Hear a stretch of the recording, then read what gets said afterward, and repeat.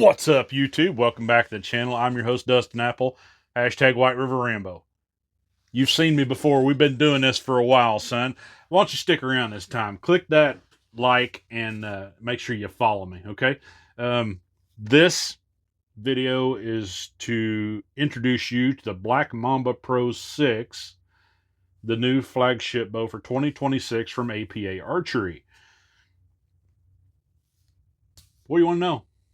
I assure you, there are dozens of things on this bow that you're not familiar with. APA is not the household name like it should be here in the U.S. Let me expand on that for just a second. You see, APA doesn't have a tremendous amount of dealers in the U.S., but did you know that they have a test drive program? If you don't have a dealer within a certain amount of miles from you, you can contact APA in Canada and say, hey, I'm really interested in this bow. And you can call and talk to the owner. Okay, either the owner or his son, one of them will answer the phone when you call, and they will walk you through a test drive program and get you set up. If you don't like the bow, you don't have to buy it. But I assure you, once you get your hands on one of these, spend a little bit of time with it, you're going to be very, very surprised. Now, just to scratch the surface, okay? This is just a little bit over 31 inches axle to axle. It's under 4 pounds, okay? Now, automatically, you're thinking light, fast, nimble. And it is all those things. This bow is over 350 feet per second. I'm choosing to shoot a 60-pound bow. And, well, you'll see the numbers here in just a little while. It's very, very impressive. And spoiler alert, you can see the colors of that one fletching right there, right? So stay tuned at the end of the video. We're going to send this through something. Quite elegantly, I might add. So, the Black Mamba Pro of 2025, like I have over my shoulder here, was a phenomenal bow, is a phenomenal bow, but its predecessor, the Pro 6, is expanding all of those technologies. By the way, when it comes to APA, this is the 2025 pamphlet. Every little button here is a technology, right? There's 31 of them. And I assure you, of those, there's probably 20 of them that you're not familiar with seeing on every other U.S. archery company. That's a lot. Just stabilizers alone, son. On this particular bow, base model, okay, without purchasing any accessories, you have 1, 2, 3, 4, 5 locations to mount stabilizers, stubbies, or additional weight. 2 of those 5 are this one and this one, are quick detach that is built into the riser. You don't have to buy a bracket for it. It's already a quick detach. You can take it off. This is the SCS system. It not only allows you to mount weights on the side of the riser up here, this drop-down bracket allows you to put V-bars on or only one on, okay? You can fan it out however much you want to. You can angle it up and down however much you want to. And just real quick, by moving your stabilizer farther away from the grip, it makes the bow feel longer, which is increased stability right out of the box, as well as it takes less weight because the fulcrum is longer and the work becomes easier. That's what this system's all about. I'm going to be super excited to break that down for you here.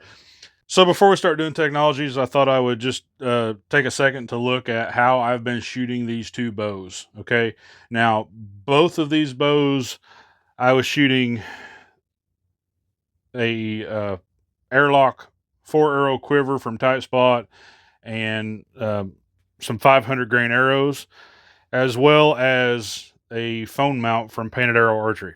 I'm leaving that off of this, and we're going to take a look at how both bows are set up. So The brand new Pro 6, okay, I've got a lightweight 3-pin sight. Both of these bows have a QAD integrate rest on them, and both bows have, you know, all the stabilizers, everything they need to shoot, as well as the rope winch. The only thing difference between these two bows is basically this is a metal sight and this is a lighter weight sight. I just wanted to go ahead and weigh the two. Setup coming in at 5.64 pounds. This bow, which I actually have a multi-position balancer system on, 3 extra weights using as a back bar. I also have a large stabilizer on the back to increase my weight on the bottom of the bow, okay, to offset the heavier sight or to increase my lower mass weight, which is basically doing the same thing as that new stabilizer SCS system on the Pro 6, okay? But this bow,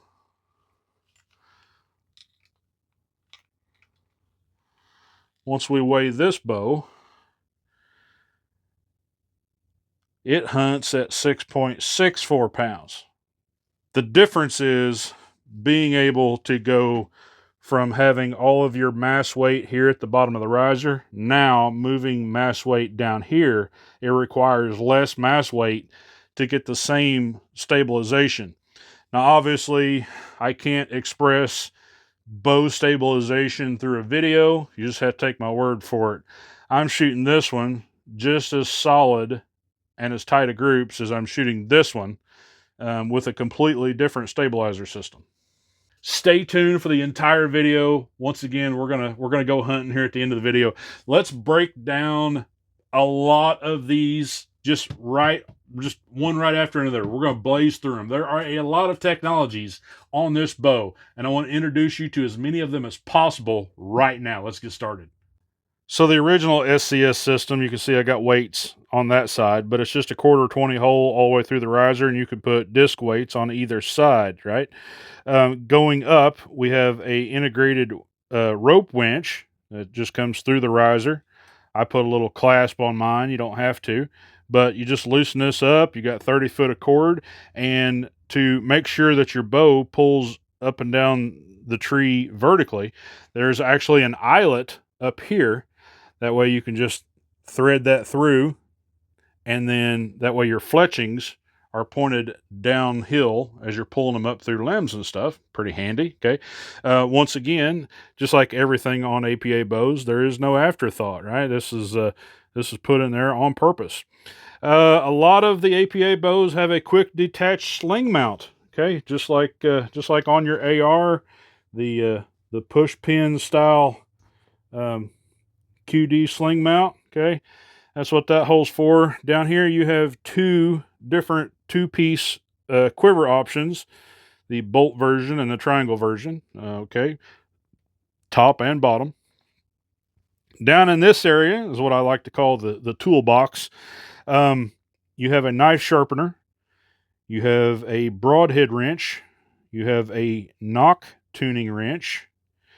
You can see your quick detach upper stabilizer mount. Let's go ahead and flip over here.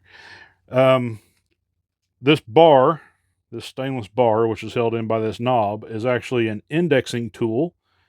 I can get that to zoom in there. You see the etched line on that.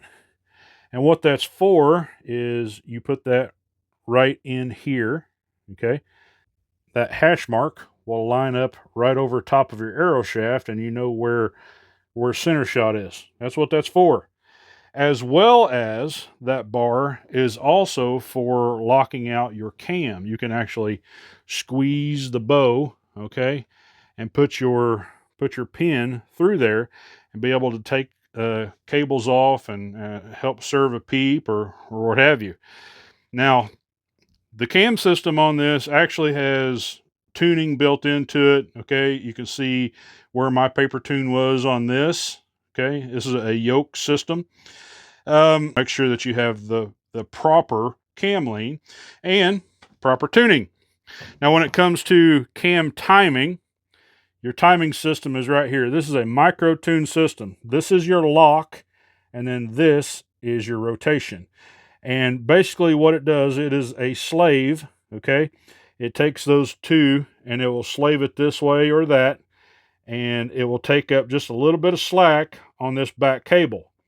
And what that does, it will time cams to make sure that they are properly in tune. And all you have to do is draw the bow back, make sure that both of these limb stops are coming around and hitting the limb exactly at the same time, and man, you're in time and good to go. As far as draw length adjustment, okay, here's the upgrade from the Mamba Pro to the Pro 6. Okay, you can see I'm shooting this on a K. Okay, and you can see how that's a little bit hard to see on the new updated version on the Pro 6. It has an indicator that comes out on the back of the cam. Now, on my wife's Summit over here, you can actually see that the all the risers have a hole built into it and an Allen if you need to use a wrist sling. Okay, all of them have that Allen right there. You can run a wrist sling right through the bottom of it. Now, the new grip on the Pro 6 is slightly different. It still has that, right? But it is skeletized and has a larger opening in the front. All of the APA grips are rounded more than they are squared. Okay, I would like to see this just a little bit wider on the flat part. Okay, it is a little bit more rounded for my liking, but if you shoot with an open grip, it works really well. And once again, you got that nice deep notching right there where you can just slide that finger right in that hole. You can see that deep notch, and how you just slip your hand right up through there, and you can sit your two fingers right down in that notch. And it's very repeatable. Feels very good. Now, all APA bows have a dual mounting location if you're still using a traditional rest, but they do come with integrate, and well, it's hard to beat a QAD MX2. Now, one of the trademarks from APA is their fang riser design. And as you can see right here, that fang riser is actually used to hang on a limb, and it does so very well. But did you know that in the center of the fangs, there's actually a GoPro mount? Now, as previously mentioned, the stabilizer mounts are quick detach. Now, I know what you're thinking. I don't want to lose a stabilizer sometimes. So, well, APA's got you covered. See that screw right there? That locks the QD pill into the riser. But if you want to use the QD all the time, okay, all you have to do is remove that screw. How can we talk about APA and not talk about this riser handle? Now, APA's been known for this riser handle for a long time. You can see that it's very ergonomical, okay? It also stiffens up the riser, obviously, but it gives you multiple ways to carry the bow, okay? The bow this way, you can carry the bow this way, you can carry the bow this way. That handle is very handy, and I like it a lot.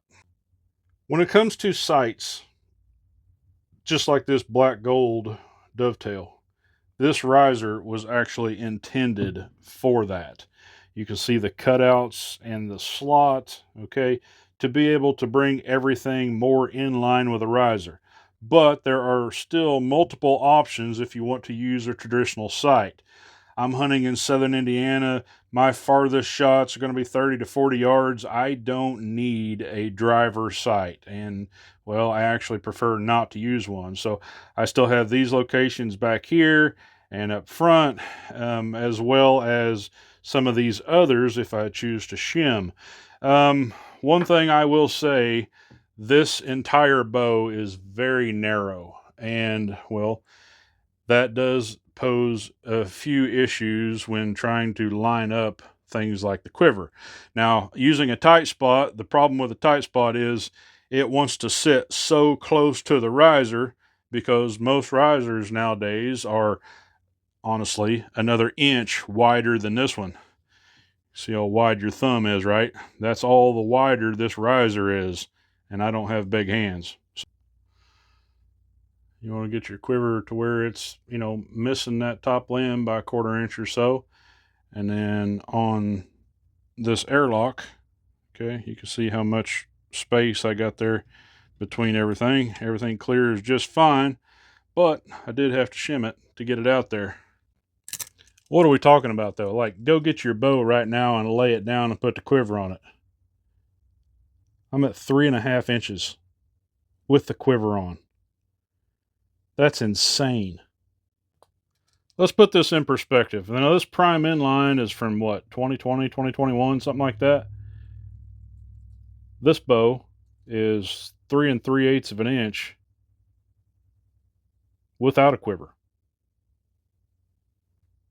If you noticed a little while ago, I'm shooting the new Pro 6 on an I, but last year's version I was shooting it on a K. Why is that? Well, they're both set at 28.5 inches, but this cam is a slightly different profile, and the module I have for that is a 28.5, not a 28 like on my previous version. So here's the card. Here's how it was tested from the factory. 28.5 inches at my draw length, 61 pounds, shooting a 300 grain arrow, coming at 338 feet per second. Well, I just so happen to have a 305 grain arrow right here. So let's test it. So the bow's 61 pounds, 300 grains, right at 5 grains per pound. We'll see what the bow, you know, if it actually hits its rating, and then we will show you what speed I'm actually hunting with.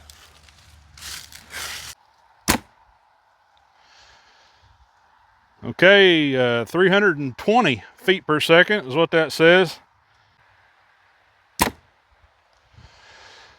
261 feet per second. Well, I think that is about as honest as it needs to be. Obviously, I'm only shooting 61 pounds. I'm also only a 28.5 inch draw.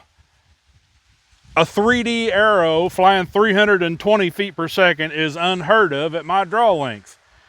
Now, you can get this bow to, you know, at 70, 75 pounds, 80 pounds, but if you want something super crazy fast, you go ahead.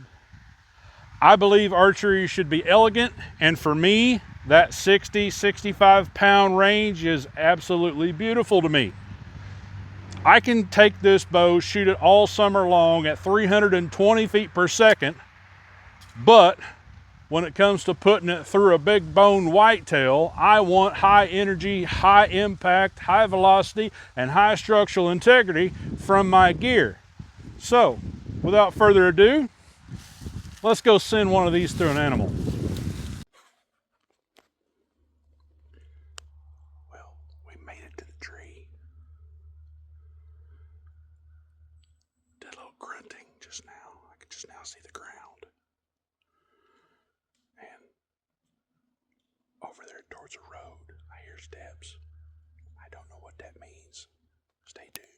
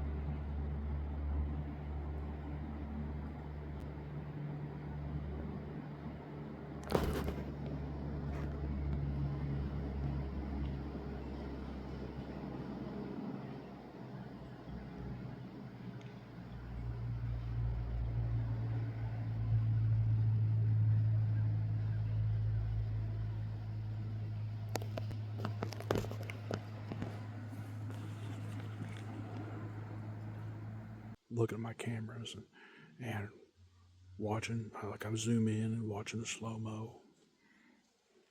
Great hit. Not worried about it at all. And I hear footsteps, and I look up, and I see that spike. And I got a little bit of footage of that spike coming down. And then he just kind of turned around and went straight away from me up the hill, which goes up across the property line. And I went back into my video. And I turn around, and I look, and here comes 2 does. Well, now hang on a minute. A doe bouncing down the power line. They do that occasionally. Okay, this is why it's a good spot. Where there's something spooks them on the road over there, or they smell something over here, whatever. She's coming down the power line, head up, ears out, trotting. Okay, and I was like, well, she might actually smell that deer that I killed. And she runs right down here and gets in the ditch, which obviously that's where all the scent's going to collect. Turn around, look, and there's another deer coming behind her, somewhat with its head out. Now, I immediately am assuming that this is the spike. I mean, his spikes was that long, okay? And he's about the same size as that doe, 100 pounds. Well, as they both get right down here in front of me in this ditch, I hear, meh. But they're not really moving. They just sit there for just a second. And then they get in the thicket here, and they're starting to come down through. Well, they bounce across this opening over here. They bounce across that little opening right there. And I just happened to look back over here, and I saw horn. I was like, wait a minute, what the hell's going on? So I get my phone on it so I can at least get a picture of it. And like he has to come in this power line for me to shoot. Where that opening is, like at the opening would be 35. Beyond that, I can't shoot that far. And there's a limb that goes across there anyway. Not gonna happen. So when he goes across, I snort wheeze at him, and he turns and looks. Now I'm not planning on shooting this deer. I know this deer from camera. It's the first time I laid eyes on him. I think he's a 4.5-year-old, really beautiful buck. But he's a 9-pointer, and I think, he might grow into something a little bigger. I'm not a trophy hunter. I'm not, but I've been deer hunting for 33 years, and when it comes down to what I want to put on the wall, there's a certain level of investment there that, well, let's just say I got enough 125, 130-inch deer on the wall, okay? But this deer throws his head up and looks at me, and I'm like, damn, he's like 18.5 inches wide, probably 11, 12-inch tines, and I'm like, oh man, if he comes, I'm gonna make it happen. He did not come, but you know how it goes, right? Oh, I'm gonna hold myself to this, and then and then in the real world scenario, when you've been hunting for weeks on end without getting that close to an animal that big, and you're like, oh, yep, I'm going to shoot him. Now, I passed a 130-inch 9-pointer October 22nd, I guess. Come down, made a scrape. Just awesome day, but wasn't what I wanted. He's about 16 inches wide. Just deer, 3.5 years old. Needs another year or two. Had I been sitting, there's another tree stand right over 50 yards. That buck would have been right underneath that stand. And I ain't gonna beat myself up over it because when he came across that opening, he was 60, 65 yards. I just don't shoot that far on animals of that caliber. So it's always fun to see them. But maybe with a little luck, that doe will bring him back by here in an hour or two, and that's all we can hope for right now. Okay, put our arrow in a quiver, and I'm just going to look up in the direction that deer went. And if you can see that, we've already got first blood 3 feet from impact. Look at how big this doe is. Good night.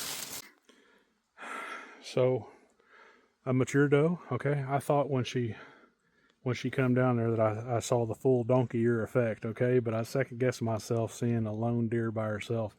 That is as good as it gets, folks. Okay, 2-blade, single level with bleeders.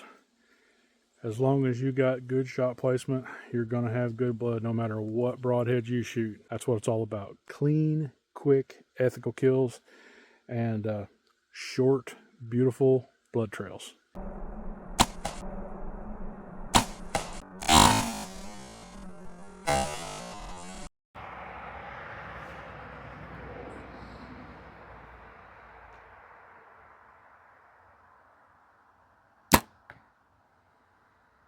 This bow's definitely been a fun one to review and talk about and shoot and actually give Nabal some feedback about what I like, what I don't like. I've had 4 different APAs now. All of them have had great fit and finish. Obviously, customer service is second to none. When you call and one of 3 people will answer the phone, you're pretty much guaranteed that you're going to get taken care of. I love the entire system. I love all of the accessories and all of the innovation that goes into this bow. Moving forward, the only thing that I think that APA lacks is a Picatinny mount sight. Okay, and I think they could absolutely come up with an accessory to do that, to go ahead and utilize the risers that they already have and just make a Picatinny bracket that mounts to the existing holes. I think that would work out flawlessly, as well as give the customer more ability to choose their own sights.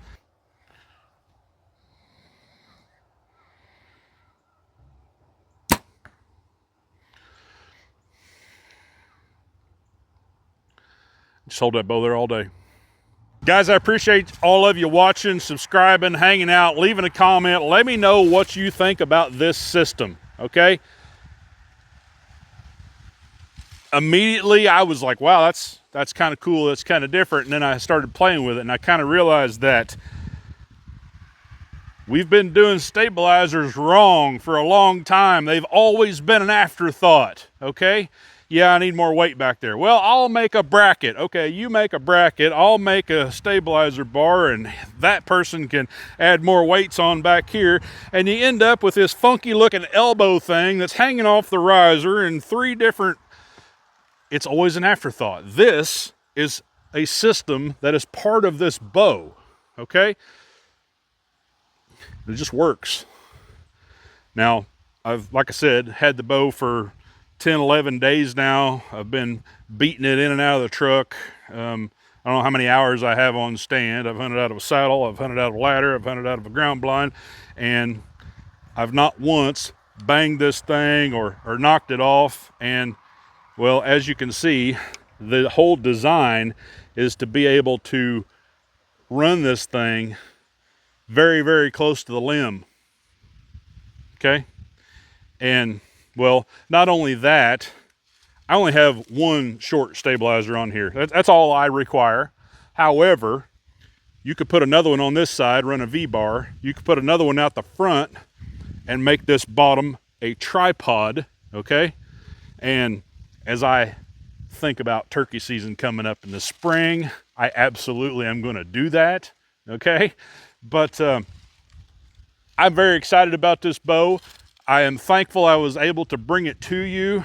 Just gonna shoot a little bit this afternoon and wrap this video up, get it uploaded for you.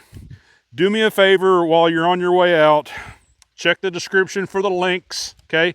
Make sure you subscribe, make sure you follow APA on Instagram. Check out all of these technologies, all of these little accessories that go along with this system. And, well, you will be crazily surprised about how well this system works. Find your local dealer. If you don't have a local dealer, take part in the test drive program. Okay, that's how they get new shooters.